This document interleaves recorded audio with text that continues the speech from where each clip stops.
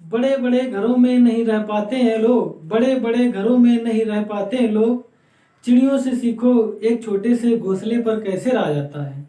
बड़े बड़े घरों पे नहीं रह पाते हैं लोग, चिड़ियों से सीखो एक छोटे से घोंसले पर कैसे रहा जाता है। होता नहीं है इस दुनिया में कोई भी अपना, होता नहीं है इस दुनिया में कोई भी अपना, सभी को बस सुंदर व्यवहार से ही अपना बनाया जाता है। नमस्कार दोस्तों, आप सभी का अपने YouTube चैनल पर स्वागत है और मैं हूं आपका मित्र नितिन यादव। हम लोग जो है उत्तर प्रदेश दरोगा भर्ती के अंतर्गत जो है मूल विधि के जो बारे में हम लोग पहले पार्ट पे सीख चुके हैं, जिसपे हमने पहले पार्ट पे सीखा था, पहले भाग पे हम लोग सीखा था दहेज प्रतिषेध अधिनियम 1961।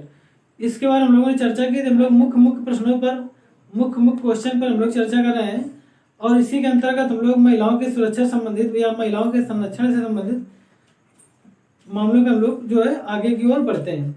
आज हम लोगों का जो है टॉपिक होगा घरेलू हिंसा से महिलाओं का संरक्षण अधिनियम 2005।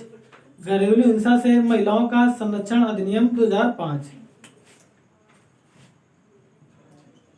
घरेलू हिंसा से घरेलू घरेलू हिंसा से महिलाओं का घरेलू हिंसा से महिलाओं का संरक्षण घरेलू हिंसा से महिलाओं का संरक्षण अधिनियम 2005। अधिनियम 2005। अधिनियम 2005। घरेलू हिंसा से महिलाओं का संरक्षण अधिनियम 2005। Protection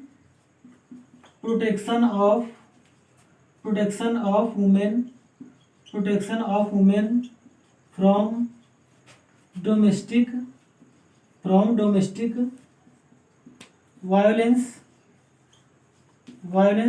act 2005। यानी घरेलू हिंसा से महिलाओं के संरक्षण अधिनियम जो 2005 के अंतर्गत हम लोग महिलाओं पे होने वाले अत्याचार के बारे में बात कर रहे हैं। यानी जो भी हम देखते हैं हम लोग अपने देश में कि महिलाओं पे काफ़ी अत्याचार बढ़ रहा है। इसका कारण यह है कि मुख्य रूप से हम लोग एक दूसरे के जो रिश्ते को समझ नहीं पाते हैं और ना ही उसकी तकलीफों को समझ पाते हैं और थोड़ी थोड़ी सी बातों में ही क्या होता है, घरेलू हिंसा हो जाती है। अगर हम लोग एक दूसरे की बातों को अच्छे से समझें और एक दूसरे के दर्द को समझें और एक दूसरे के व्यवहार को समझें और एक दूसरे की कमियों को अगर नज़रअंदाज करें, हम लोग छोड़ दें उन कमियों को देखना बार बार, या एक दूसरे से सहनशीलता अगर बढ़ा लें, आपस में सहनशीलता की शक्ति अगर बढ़ा लें, तो हमारा जो है महिलाओं के प्रति जितने भी आजकल हमारे जो अत्याचार हो रहे हैं और उसके लिए कानून बनाए जा रहे हैं, तो उनकी कोई आवश्यकता न पड़े। बस हम लोग छोटी छोटी सी बातों में आपस में घर में झगड़ा कर लेते हैं और मन मुटाव में उत्पन्न हो जाता है। जिससे क्या होता है, जिससे आगे जो है वर और वधू दोनों का जीवन बर्बाद हो जाता है। तो केवल ना समझिए, तो इससे बचने के लिए हम लोगों को भी कुछ जो है सतर्क रहना पड़ेगा और एक दूसरे के व्यवहार को समझना पड़ेगा। और सबसे बड़ी बात है सहनशीलता, सहन शक्ति को बढ़ाना पड़ेगा। छोटी छोटी बातों से लेने से कोई भी फायदा नहीं निकलता है। तो आज हम लोग सीखते हैं घरेलू हिंसा से महिलाओं का संरक्षण अधिनियम 2005, protection of women from domestic violence act 2005। तो इसके अंतर्गत हम लोग पहले सीखते हैं घरेलू हिंसा क्या होती है। तो घरेलू हिंसा में जो महिलाएं होती हैं उन पर जो अत्याचार किए जाते हैं, तो वो कैसे कैसे होते हैं और किस प्रकार के अत्याचार होते हैं और किस तरह के जो है अत्याचारों को घरेलू हिंसा के अंतर्गत रखा गया है। तो इसके अंतर्गत होता है, पहला हमारा होता है शारीरिक दुरुपयोग। शारीरिक दुरुपयोग होता है। इस पे क्या होता है, शारीरिक दुरुपयोग यानी जो महिलाएं होती हैं उनके जो है जीवन के उसको ठेस पहुंचाने के लिए जितने भी वो होते हैं व्यक्ति, वो शारीरिक दुरुपयोग करते हैं। शारीरिक दुरुपयोग का मतलब ये होता है हमारा कि देखा होगा कहीं कहीं स्टेशन पे महिलाएं क्या करती हैं, भीख मांगती हैं। स्टेशन पे महिलाएं भीख मांगती हुई नजर आती है या और किसी प्रकार के और भी काम करते हुए नजर आती हैं। तो यह क्या है, महिलाओं का शारीरिक दुरुपयोग हो रहा है कि उनसे भीख मांगने का काम करवाया जा रहा है। तो ये क्या है, यह भी एक प्रकार का गलत काम है क्योंकि महिलाओं का जो है शारीरिक दुरुपयोग किया जा रहा है, उनके शरीर के साथ खिलवाड़ किया जा रहा है, उनसे भीख मंगवाई जा रही है। तो इस तरह का हमारा होता है शारीरिक दुरुपयोग। तो शारीरिक दुरुपयोग हम लोग समझ चुके हैं। इसी प्रकार और भी होता है, इसी प्रकार होता है लैंगिक दुरुपयोग।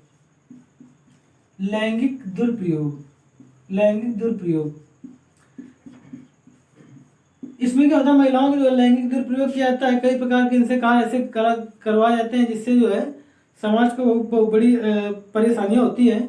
तो ये भी एक प्रकार का दुरुपयोग होता है, जिससे महिलाओं का जो है वेश्यावृत्ति वगैरह करवाई जाती है। ये भी एक प्रकार का गैर कानूनी काम है, जिससे समाज में जो है बहुत बड़ी कुरीतियाँ उत्पन्न होती हैं और महिला के जो है स्थिति को बहुत जो है हानि पहुँचती है। इसी तरह आगे बढ़ा एक होता है मौखिक। मौखिक दुरुपयोग होता है।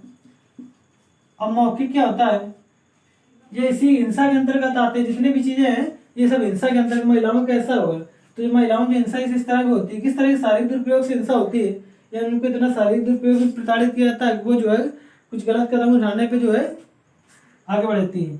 इस तरह हिंसा में एक होता है लैंगिक दुरुपयोग, जो हमारी घरेलू हिंसा में जो होता है लैंगिक, यानी महिलाओं का लैंगिक दुरुपयोग किया जाता है, वैसा व्रत कराई जाती है।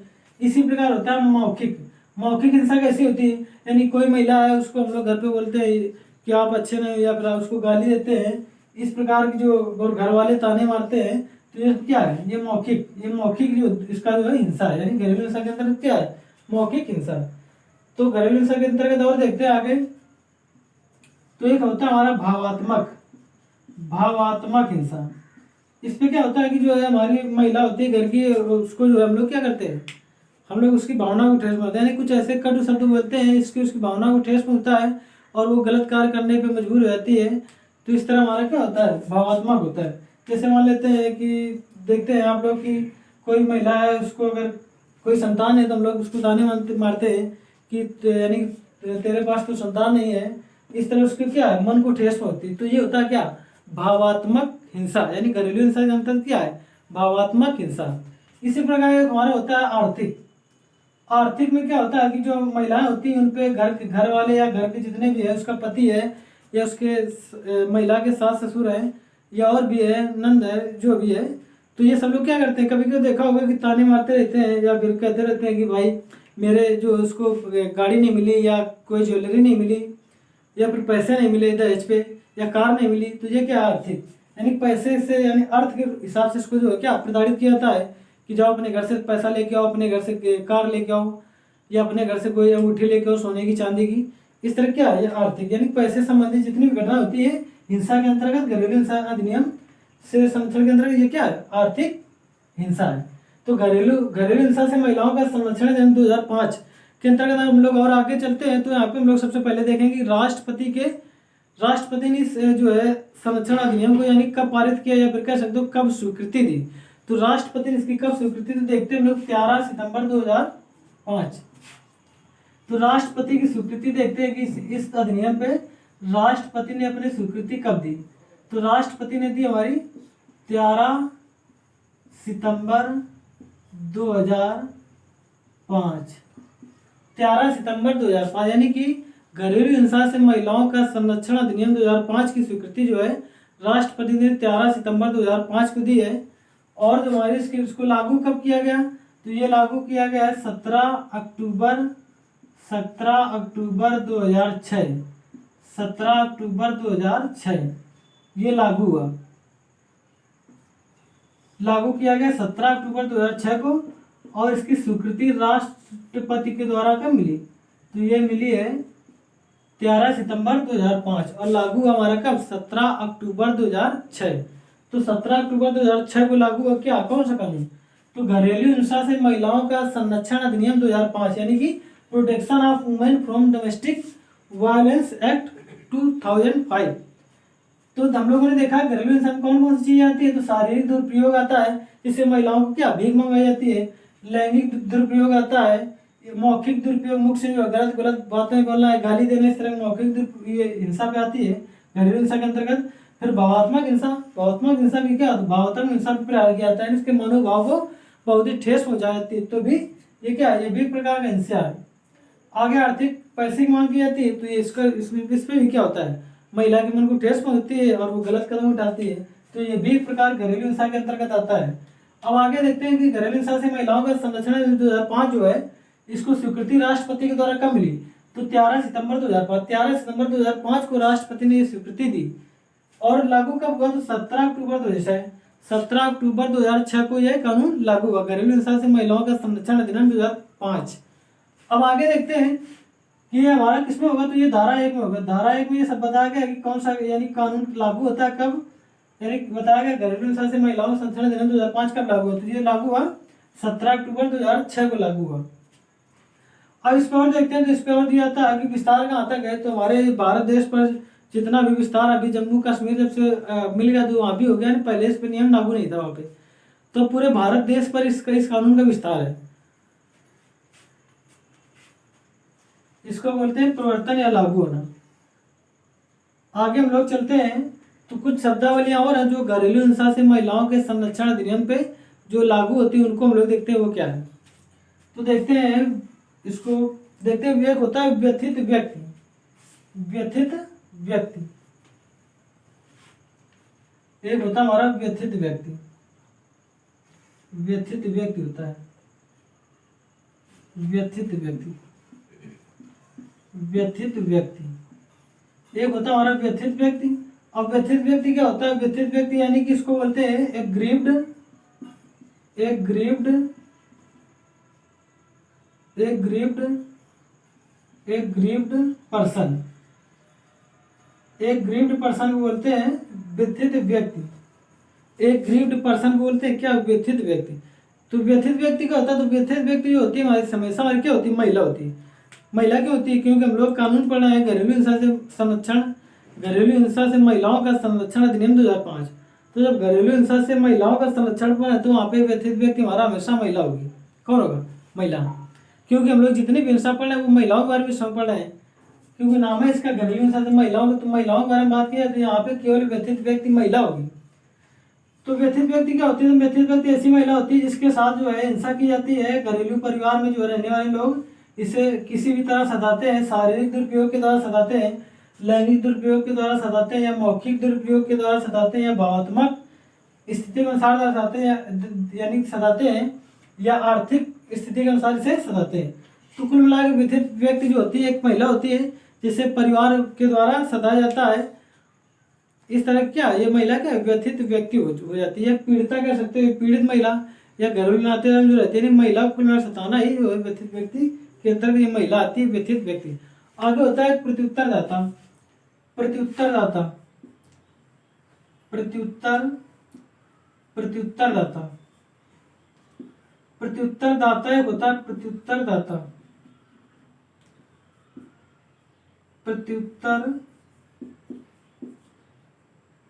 प्रत्युत्तरदाता, प्रत्युत्तरदाता होता है, इसको हम लोग बोलते हैं रिस्पोंडेंट, रिस्पोंडेंट, रिस्पोंडेंट, रिस्पोंडेंट बोलते हैं प्रत्युत्तरदाता। अब प्रत्युत्तरदाता कौन होता है? तो जो घरेलू हिंसा में जो महिला जो है जिसके द्वारा सताई जाती है, यानी घरेलू हिंसा में महिला जो है जिस व्यक्ति के द्वारा सताई जाती है, घरेलू हिंसा में महिला जो है जिस व्यक्ति के द्वारा सताई जाती है उस व्यक्ति को बोलते हैं प्रत्युत्तरदाता, यानी कि रिस्पोंडेंट। यानी कि कोई वयस्क पुरुष होता है प्रत्युत्तरदाता, यानी कि जो सताता है व्यक्ति उसको बोलते हैं प्रत्युत्तरदाता, यानी रिस्पोंडेंट, यानी जिम्मेदार। इस हिंसा का जिम्मेदार कौन? रिस्पोंडेंट, यानी कि कोई वयस्क मनुष्य, कोई वयस्क पुरुष होता है प्रत्युत्तरदाता, यानी रिस्पोंडेंट। तो उसको बोलते हैं, यानी व्यथित महिला जो है जिसके बारे में बताती है कि इसके द्वारा हमें जो सताया जा रहा है, तो वो जो व्यक्ति होगा उसे बोलेंगे, वो पुरुष व्यक्ति, पुरुष जो होगा उसे बोलेंगे प्रत्युत्तरदाता, प्रत्युत्तरदाता यानी रिस्पोंडेंट, रिस्पोंडेंट होता है। आगे हम लोग चलते हैं और इसी भाषा में देखें तो एक होती है घरेलू घटना रिपोर्ट, एक होती है घरेलू घटना रिपोर्ट, घरेलू घटना रिपोर्ट, घरेलू घटना रिपोर्ट होती है हमारी घरेलू घटना रिपोर्ट। तो घरेलू घटना रिपोर्ट हमारी होती है, ठीक है। तो इस पे क्या होता है? इस पे जो है जो महिला हमारी होती है, जो व्यथित महिला, यानी व्यथित जो महिला होती है, व्यथित महिला एक ग्रीव्ड पर्सन, यानी व्यथित व्यक्ति या वही महिला, तो जो महिला होती है वो बताती है घरेलू घटना रिपोर्ट, यानी कि इसको कहते हैं domestic incident report, domestic incident report. तो इसमें क्या होता है? घरेलू घटना रिपोर्ट में जो महिला होती है, व्यथित व्यक्ति होती है, वो उसके द्वारा किसी भी माध्यम से रिपोर्ट लिखाई जाती है, रिपोर्ट की जाती है, सूचना दी जाती है कि मेरे साथ इस प्रकार की जो है इस प्रकार की घटना हो रही है, इस प्रकार की हिंसा हो रही है, इस पे कोई संरक्षण से संरक्षण पर आधारित कोई नियम निकाला जाए या कोई इस पे जो हमें बचाव राहत राहत राहत दी जाए। तो ये कैसा होता है, परिवाद होता है। परिवाद यानी कि जो महिला परिवाद करती है, परिवाद मतलब क्या होता है, कंप्लेंट। परिवाद मतलब होता है वही रिपोर्ट या कंप्लेंट कह सकते हो, कंप्लेंट। तो ये क्या करती है, किसी अधिकारी को या किसी पुलिस अधिकारी को या किसी प्रकार के संरक्षण अधिकारी को ये क्या करती है, व्यथित महिला जो है परिवाद करती है, यानी कंप्लेंट रिपोर्ट करती है। तो इसके द्वारा घरेलू घटना रिपोर्ट में ये आता है हमारा डोमेस्टिक इंसिडेंट रिपोर्ट। तो इस तरह शब्दावली विप्रयोग होती है। आगे हम लोग देखेंगे घरेलू नातेदारी। घरेलू नातेदारी होती है इसी पे, घरेलू नातेदारी, घरेलू नातेदारी, घरेलू नातेदारी। घरेलू नातेदारी को होता है तो व्यथित महिला जहाँ पर रहती है, व्यथित महिला जहाँ पर रहती है और उसके साथ जितने भी जुड़े हुए लोग हैं, पति है, पति की बहन है या पति के पिता है या पति की माता है या फिर पति के कोई भी सगे संबंधी है, और वो जिस महिला जिस परिवार में रहती है उसे बोलते हैं क्या, घरेलू नातेदारी, यानी कि डोमेस्टिक रिलेशनशिप। उसको क्या बोलते हैं, डोमेस्टिक रिलेशनशिप।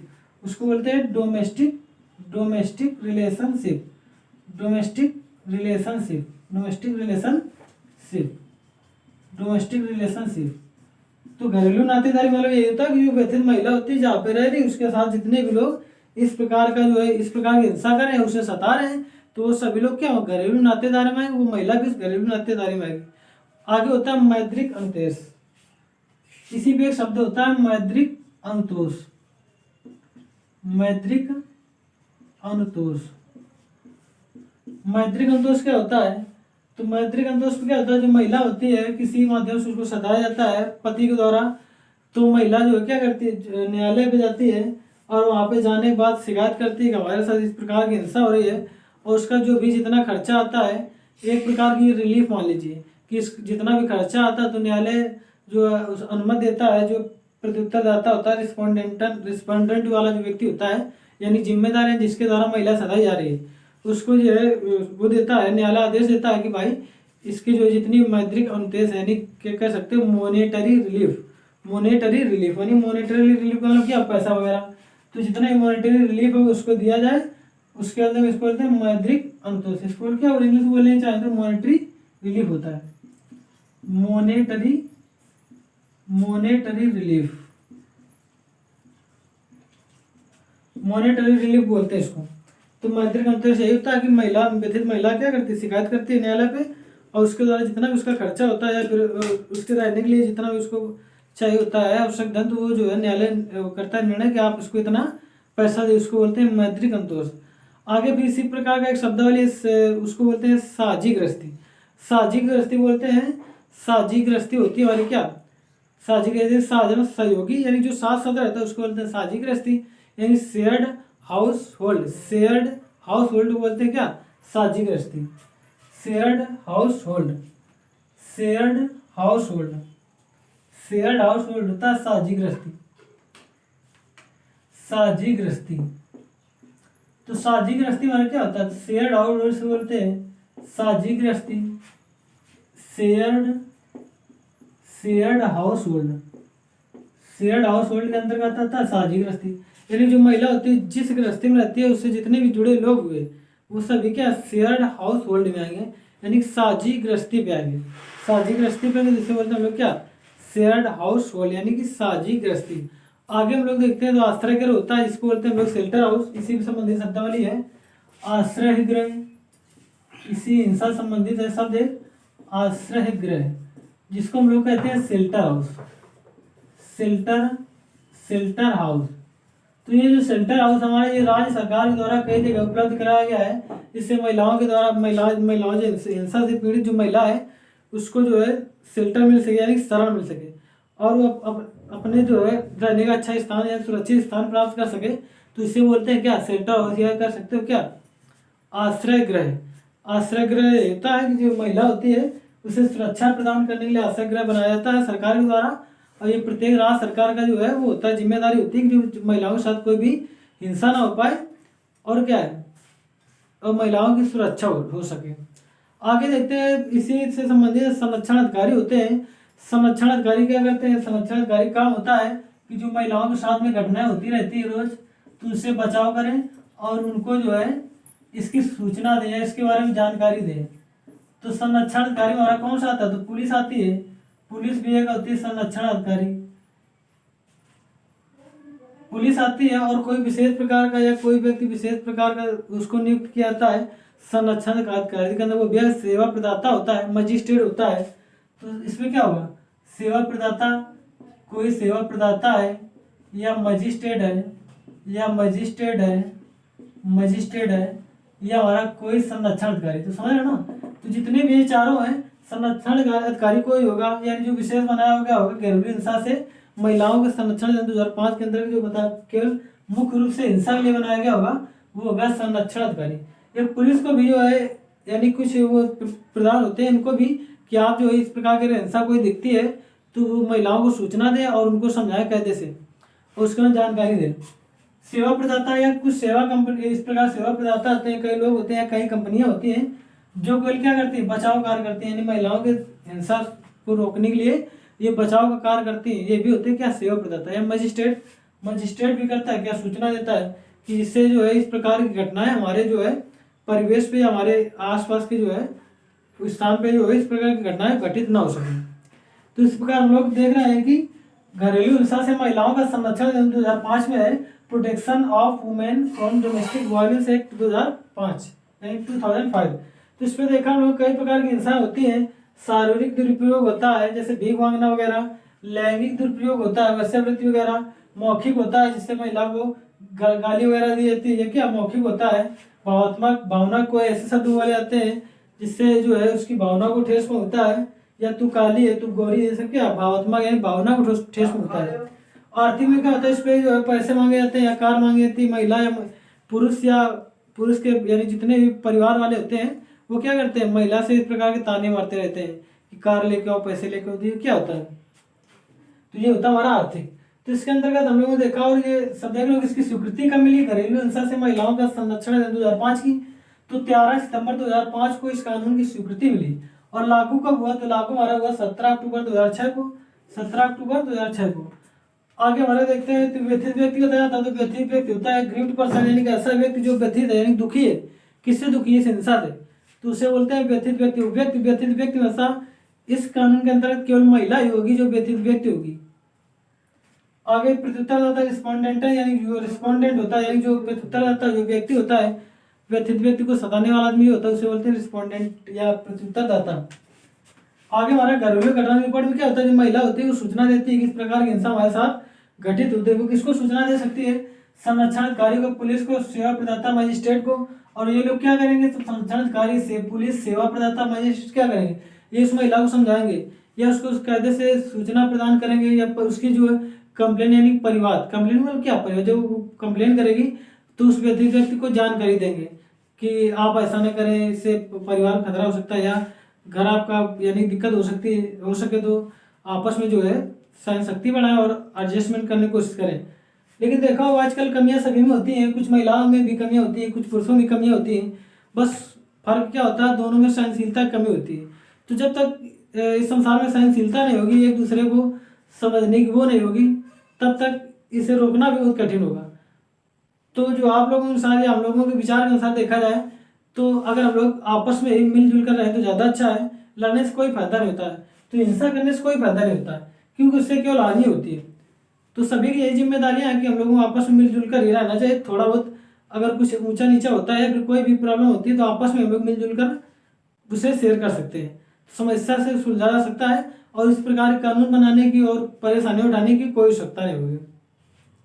तो आज का ये हमारा भाग मूल विधि संविधान उत्तर प्रदेश दरोगा भर्ती का यहीं पे पूरा होता है।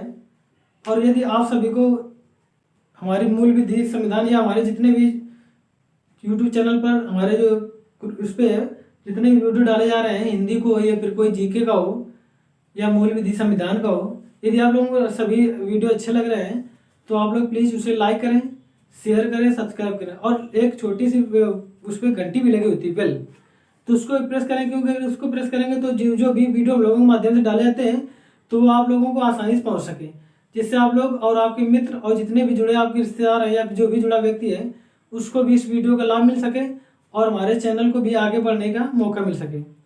तो इसी के साथ आज की क्लास हम लोग यहीं समाप्त करते हैं।